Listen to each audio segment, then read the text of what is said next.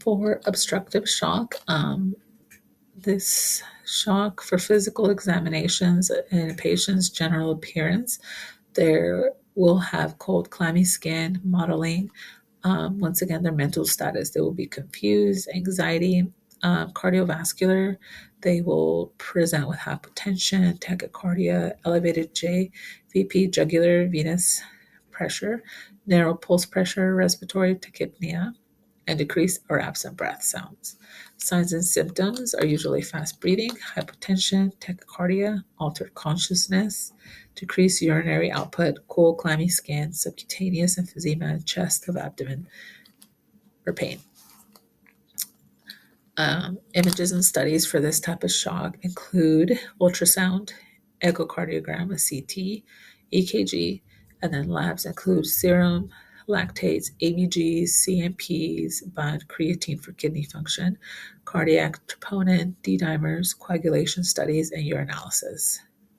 As far as monitoring, we will do a point-of-care ultrasound crucial to identify the obstruction, hemodynamic monitoring, CVP, PAC to monitor increased pressure and reduce cardiac output, lab serum, lactates, ABGs, BUN, creatine, and coagulation studies, physical findings.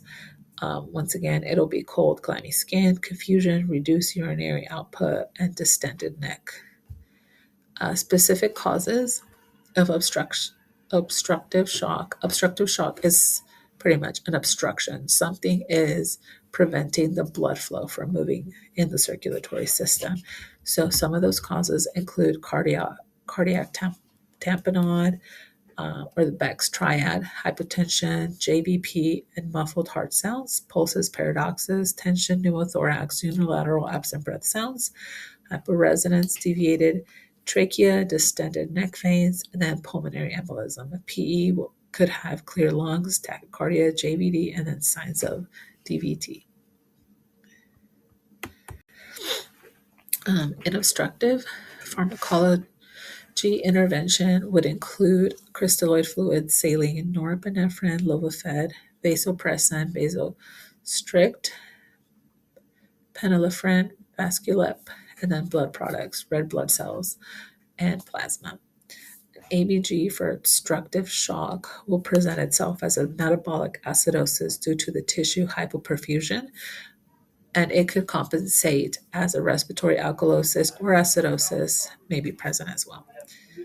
Mechanical ventilation for this type of shock aims to support oxygenation while supporting negative impacts on cardiac preload, and positive pressure can worsen hemodynamics. Key strategies for this kind of mechanical intervention would be low tidal volumes, low PEEP, and then we ensure adequate fluid resuscitation as well for these type of patients. In this couple of images, on the image on the left, there is severe JVD, which is jugular venous distension. It is very noticeable in how big it is just on the neck, and that can indicate a type of shock. On the picture on the right, a 54-year-old man presented in profound obstructive shock. Images reveals right atrial mass causing severe right ventricle inflow obstruction and compromised cardiac output. So for obstructive, it's just not allowing the heart to be able to move that blood around due to an obstruction.